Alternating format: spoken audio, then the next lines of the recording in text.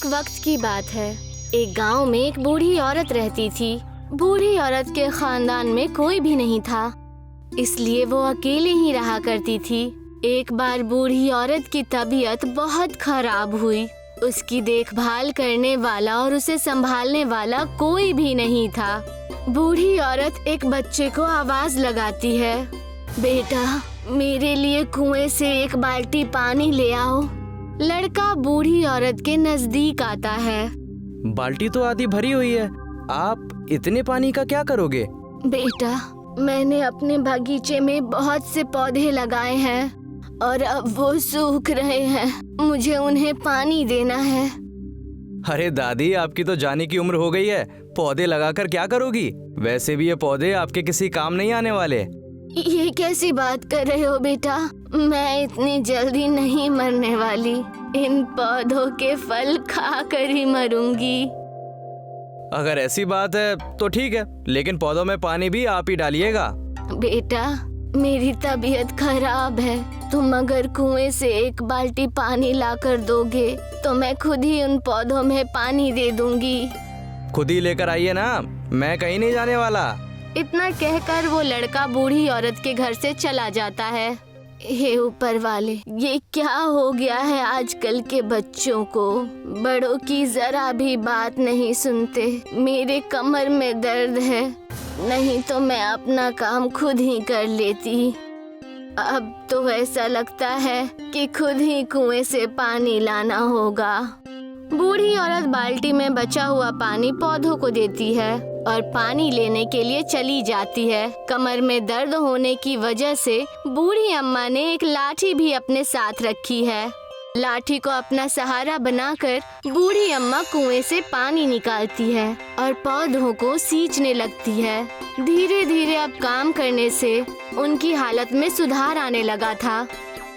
हे ऊपर वाले, तेरा लाख लाख शुक्र है कि अब मेरी तबीयत ठीक हो रही है। लोग सही कहते हैं कि काम करने से कोई बीमारी नहीं लगती। आज के बाद मैं ढेर सारा काम करूंगी जिससे मेरी तबीयत ठीक हो जाएगी।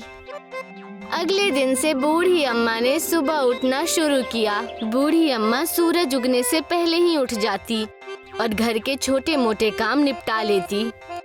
अब थोड़ा योगा भी कर लेती हूँ जिससे मेरा शरीर स्वस्थ रहेगा। घर के छोटे मोटे काम निपटाने के बाद बूढ़ी अम्मा योगा करने लगी। योगा खत्म करने के बाद बूढ़ी अम्मा ने स्नान किया और प्रार्थना करने मंदिर चली आई। हे भगवान, आप बस मेरी तबीयत में थोड़ा सुधार कर दीजिए, मैं तो और 100 साल जी लूंगी। मंदिर से लौटने के बाद बूढ़ी अम्मा ने बिस्मिल्लाह किया और बिस्मिल्लाह करने के बाद बगीचे में काम करने लगी। मेरे बगीचे में तो बहुत घास फूस हो गई है, जल्दी से इनको हटाना होगा, नहीं तो पूरे पौधे खराब हो जाएंगे। बूढ़ी अम्मा कुदाल लेकर सारी घास फूस को उखाड़ लेती हैं और कुएं से पानी लाकर पौधों को सींचने लगती हैं। आज तो बहुत काम कर लिया, अब थोड़ा आराम फरमा लेती हूँ। बगीचे का काम निपटाने के बाद बूढ़ी अम्मा आराम फरमाने चली गई। इसी तरह बूढ़ी अम्मा अपना पूरा काम हर रोज मेहनत और लगन से करने लगी। बूढ़ी अम्मा को इस तरह से काम करता देख गांव वाले उनकी खिल्लियां उड़ाने लगे। अरे ये बूढ़ी औरत इस उम्र में भी इतना काम करती है, लगता है ये अपनी शादी की तैयारी कर रही है। इस आदमी की बात सुनकर सभी लोग ठहाके मार के हंसने लगे। अरे भाई, सही कहा आपने, भला भी इस उम्र में कोई काम करता है क्या? अब हमें ही देख लीजिए, हम तो जवान हैं, हट्टे कट्टे हैं, फिर भी कोई काम नहीं करते। हाँ, पर एक बात है गुरु, इस बुढ़िया को मानना पड़ेगा। ये सुबह जल्दी उठ जाती है और रोज सुबह फिर मंदिर भी जाती है, अपने सारे काम खुद से करती है। पता नहीं इसके दिमाग में क्या चल रहा है यार, पता नहीं। अबे लगता है बुढ़िया जवान होती जा रही है। क्या कहते हो भाई साहब? क्या कहा? जवान होती जा रही है? क्या जवान होकर चांद पर जाने की तैयारी करेगी? अरे चलो उसी से पूछ लेते हैं, चलो। ये दोनों आदमी बूढ़ी अम्मा के पास आए। अरे अम्मा, लगता है तुम यात्रा पर जाने की तैयारी कर रही हो। तुम्हें ऐसा क्यों लग रहा है बेटा? अरे तुम इतना काम करती हो, क्या करोगी ये सब करके? वैसे भी तुम्हारी ऊपर जाने की उम्र हो रही है, अब बस कुछ ही दिनों की मेहमान हो तुम, ठीक कहा ना मैंने? हाँ भाई साहब, बिल्कुल ठीक कह रहे हो। अम्मा को देखकर तो लगता है कि शाम तक लुढ़क जाएंगी। नहीं बेटा, ऐसा नहीं है। मैं तो अभी 100 साल और जीऊंगी। अरे तुमको भगवान ने 100 साल जीने का आशीर्वाद दिया है क्या? है? कुछ ऐसा ही समझ लो बेटा।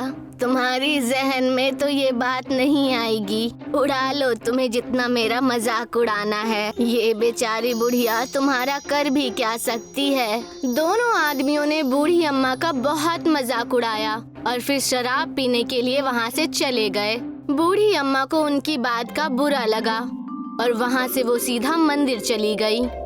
हे भगवान, मैं इतनी मेहनत करती हूँ और इस गांव के लोग बहुत कामचोर हैं। उसके बाद भी ये लोग मेरा मजाक उड़ाते हैं। मेरी तो किसी से कोई दुश्मनी भी नहीं है, फिर भी सब कहते हैं कि मैं मरने वाली हूँ। बूढ़ी अम्मा की बात सुनकर भगवान जाहिर हो जाते हैं और उनसे कहते हैं, जैसा तुम सोच रही हो वैसा कुछ भी नहीं है। आज के बाद तुम जितना काम करोगी, जितनी मेहनत करोगी, तुम उतनी ही जवान होती जाओगी। भगवान का आशीर्वाद और प्रसाद लेकर बूढ़ी अम्मा घर आ जाती हैं और अपने हमेशा के काम करने लगी। भगवान के आशीर्वाद और मेहनत किए जाने से उसकी उम्र कम होने लगी और देखते ही देखते सिर्फ 1 हफ्ते में उनकी उम्र 50 साल हो गई और उनकी बहुत सारी बीमारियां भी खत्म हो गई। अब बूढ़ी अम्मा की कमर भी सीधी हो गई थी। अपने शरीर में ये बदलाव देखकर बूढ़ी अम्मा और ज्यादा मेहनत करने लगी और सिर्फ 1 महीने में बूढ़ी अम्मा की उम्र 30 साल हो गई। अब बूढ़ी अम्मा पूरी तरह से जवान और खूबसूरत हो गई।